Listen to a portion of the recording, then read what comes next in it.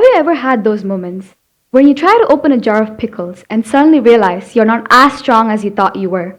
You twist it, you turn it, you give it everything you've got, but then someone else opens it effortlessly, making you question your entire existence. When that happened to me, I don't feel physically weak. I felt emotionally defeated. And that's when I learned something surprising. The battles that matter the most in life aren't fought with our muscles, they're fought in our minds. Today, I want to talk about why emotional strength is not just important, but actually more powerful than physical strength. And trust me, it's a lot more useful than being able to open stubborn pickle jars. Growing up, I used to admire the people who were physically strong, the athletes, the gym lovers, the people who could run fast or lift heavy things. And honestly, I still admire them. But I used to think that strong referred to muscles, endurance, or physical ability. No one talked about mental strength. No one praised emotional resilience. If anything, showing emotion was seen as weakness. Crying was embarrassing. Admitting fear was being soft. And saying I'm struggling felt like a failure. But here's the funny thing. The older you get, the more you realize that life rarely tests your physical strength. You don't win battles by doing push ups. You win by controlling your thoughts, your emotions, and your reactions. Life doesn't ask, how heavy can you lift? It asks, how well can you handle a disappointment? How quickly can you recover after failing? How calmly can you respond when things break apart? And those moments are when emotional strength becomes everything. I learned this the hard way. There was this time where I thought that the best thing to do with my emotions were to ignore them. I believed that being strong meant that pretending I was fine all the time. So I pushed everything down. I smiled when I wasn't okay. I acted confident when I was insecure. And I tried to stay calm when my mind was heavy. But shutting down emotions doesn't make them disappear. It's like trying to hold a beach ball underwater. It works for a second, but eventually it pops right back out. And sometimes it hits you in the face. One day, everything caught up with me. I was overwhelmed. Studies, expectations, stress, responsibilities, all piling up. And for the first time, I didn't try to hide them. I opened my journal and I wrote down everything I felt. Every frustration, every fear, every doubt. And when I finally learned how to face my emotions, instead of running away from them, I didn't become weaker. I became stronger. I understood that emotions aren't enemies, they're signals. They tell us when something is wrong, when something matters, or when something needs to change. That moment taught me that emotional strength is not the absence of feeling. It's the ability to understand them and move forward anyway. Some of the strongest people in the world don't have big muscles.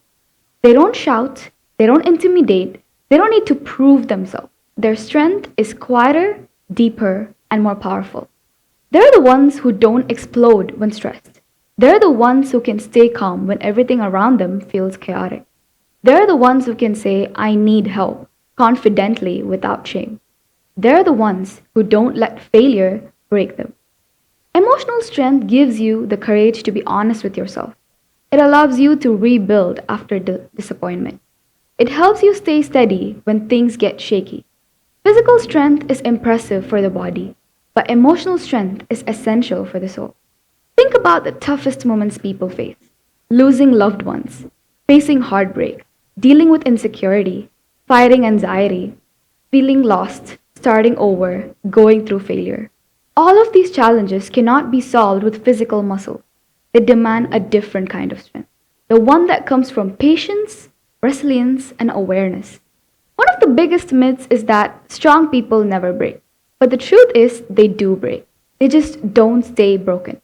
They know how to rebuild themselves, piece by piece. They know how to rest, reflect, and begin again. They know that asking for help isn't weakness, it's wisdom. Emotional strength also means choosing your reactions carefully. Anyone can yell, panic, or give up, but it takes real strength to breathe through it, to stay calm, to respond with clarity instead of chaos. Emotional strength doesn't show off. It doesn't make noise. It's quiet, steady, and powerful. And here's the part that many people forget. Physical strength fades, muscles weaken, speed slows down. But emotional strength grows stronger with time.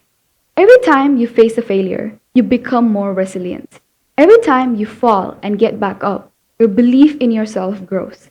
Every time you overcome a challenge, your emotional muscles get stronger. So, how do we build emotional strength? The same way we build physical strength, through consistent training. Not with weights, but with awareness. Not with reps, but with reflection. Not with pressure, but with patience. You grow emotionally when you allow yourself to feel, when you journal, when you ask for support, when you sit with uncomfortable emotions instead of running away from them, when you take a break instead of pushing yourself to a burnout, when you speak kindly to yourself, when you choose to grow instead of giving up. Emotional strength is built in the moments when no one is watching. When you choose to pause instead of reacting, when you listen instead of judging, when you forgive yourself instead of replaying your mistakes. Every time you respond with awareness instead of impulse, you're training your emotional strength. It also grows when you change the way you speak to yourself. Most of us would never speak to a friend the same way we speak to ourselves. Emotional strength begins when harsh self-criticism is replaced with self-respect. Not fake positivity, but honest compassion. Saying, this is hard, but I can handle it. Saying, I'm learning. Saying, I don't have it all figured out yet, but that's okay. Emotional strength deepens when you learn to sit with discomfort instead of running away from them. We live in a world that teaches us to avoid pain, to distract ourselves, to scroll past difficult emotions. But growth doesn't happen when we run. It happens when we stay. Discomfort is not a sign that something is wrong. It's often a sign that something is changing. It also means setting boundaries, knowing when to say no, knowing when to walk away, knowing when to protect your energy instead of pleasing everyone else. Strong people respect their limits because they understand that rest is not weakness, it's recovery. And finally, emotional strength grows through connection. When you talk to someone you trust, when you realize you're not alone, when you allow others to help carry the weight. Strength doesn't mean doing everything by yourself. It means knowing when to lean on others. Emotional strength is not dramatic. It's in the small decisions we choose to make every single day. It's in choosing to try again tomorrow. It's in saying, I'm not okay, and allowing yourself to heal. It's in accepting that you don't have to be perfect to be strong. So the next time you think about strength, don't just picture someone lifting weights. Picture someone lifting themselves out of a dark moment. Picture someone having the courage to be honest. Picture someone choosing growth over comfort. Picture someone who keeps going on even when life gets heavy.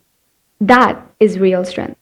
And unlike being able to open a jar of pickles, it's a strength that will help you through every challenge life throws you at. Thank you.